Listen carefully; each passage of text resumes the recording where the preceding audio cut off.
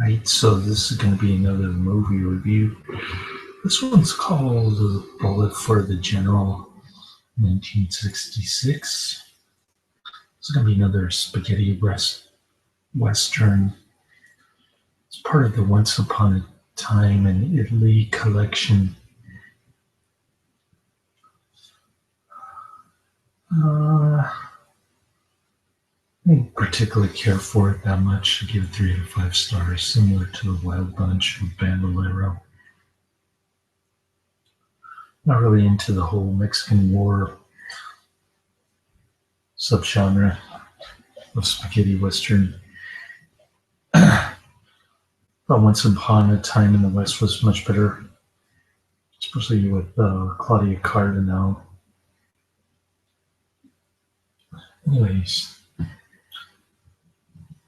this is about a gringo who's working on behalf of the Mexican government. We don't find that out until the very end. But he just happens to be on a train, gets robbed by bandits because it has a lot of guns, cargo. The bandits are selling it to some revolutionary general for like 5,000 pesos. So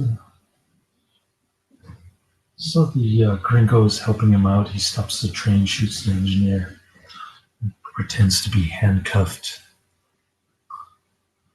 The bandit likes the gringo, allows him to tag along. Also, the bandit's brother, played by Klaus Kinski, some sort of religious guy. He's saying in the name of the Father, the Son, and the Holy Ghost, and then he throws a grenade at the Mexican government. So this movie is extremely violent. It gets an M rating similar to Once Upon a Time in the West, which I already mentioned. That was made a couple years after this. Then House of Dark Shadows got an M rating. It was made 4 years after this.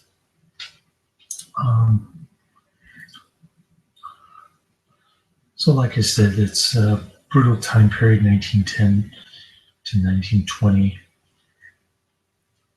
Over 1 million people killed, mass murder, death by government kind of stuff.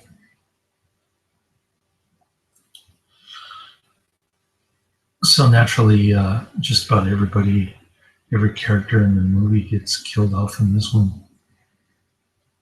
I think there are only 3 survivors left from the original gang bandits.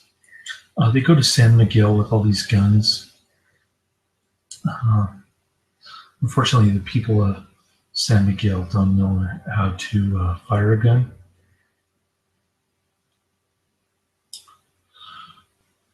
So the bandits go off to get 5,000 pesos for a machine gun and a bunch of rifles.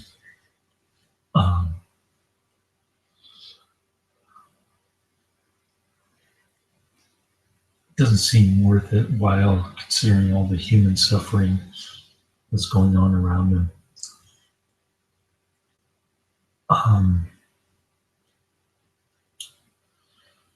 So the general's pissed off because the bandit left San Miguel behind, and they got massacred, every single one of them.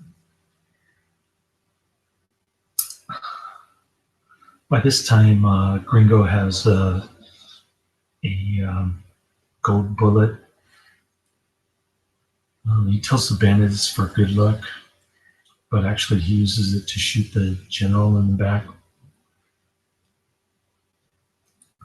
Meanwhile, the general orders Santo, the bandit's brother, the religious guy played by Klaus Kinski, to kill the bandit for leaving San Miguel behind so they could be massacred just for 5,000 pesos, which doesn't seem worth it. Anyways, can't really put a price on human life, I suppose. even the revolutionary general understands this concept. He's probably just as much a blood-sucking ghoul type killer individual, killer instinct kind of individual. Anyways, the rest of the movie didn't make sense to me. I don't want to go into detail spoiling anything, but you get the kind of plot twists that happen. Pretty cool cinematography, nice background music. I just can't get into these Mexican genre flicks, or subgenre, I guess I should say.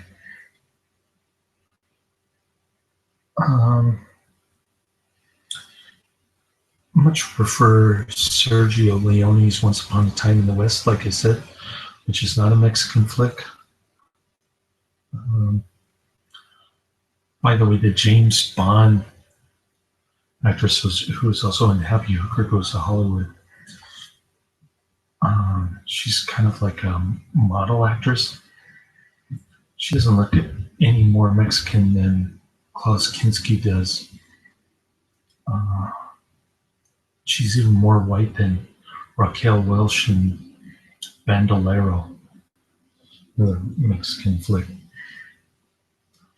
So, anyways, when I say Mexican flick, I don't mean that the flick was filmed in Mexico necessarily.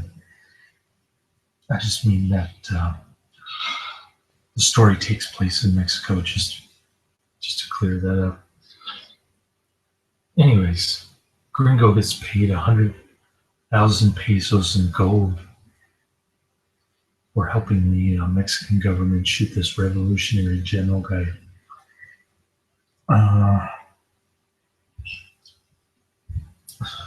That's about the end of the movie. I don't want to spoil the ending, like I said. If I try to explain it to you, it wouldn't make sense anyway. But yeah, I give it 3 out of 5 stars. I didn't think it was terrible, but at the same time, I didn't think it was a great movie. It gets pretty high ratings on IMDb. I think it has almost an 8 out of 10. Might be 7.7, if I'm not mistaken. So there are more people out there who enjoyed it more than I did. But anyways, this isn't my kind of genre, Mexican war. So, not one of Klaus Kinski's better movies. It's about the same as, Venus and Furs.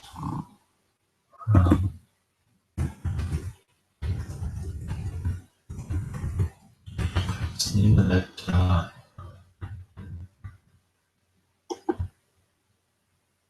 movie he was in when he played a soldier? It's a Werner Herzog movie. I can't remember the name of it, probably because I disliked it. But anyways, not one of his better movies. He's been in a lot of great movies, especially with Werner Herzog. You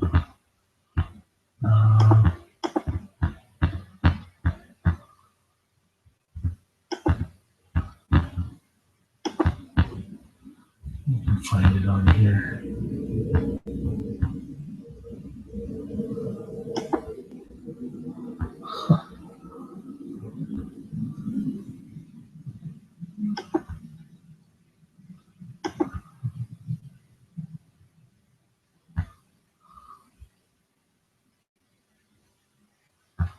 The Soldier, is that the name of it?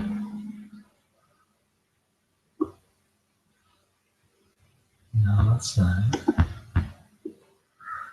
Yeah, it bothers me. I can't remember the name of that movie. It's called Wojciech. Did I pronounce that right? Wojciech. No wonder I can't remember it. Yeah, I didn't like that. Hapless, hopeless soldier, alone and powerless in society, assaulted from all sides by forces he cannot control. Venus at first wasn't that great either. And usually Klaus Kinski movies are pretty good, especially the Werner Herzog ones. But the one he did with Herzog called Wolfsick, I didn't like. Along with this movie and Venus and Furs was kind of boring too. Now this movie is almost 2 hours long. There's supposed to be a longer version out there. I watched the Anchor Bay version, which is part of the aforementioned Once Upon a Time in Elite collection, I guess. So I guess I'll check out Mystery of 13 Guests unless I'll probably get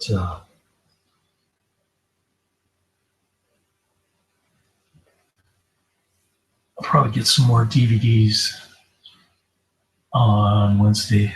Gary Busey movie, something like that. But anyways, that's the end of my review. I wouldn't recommend this movie later.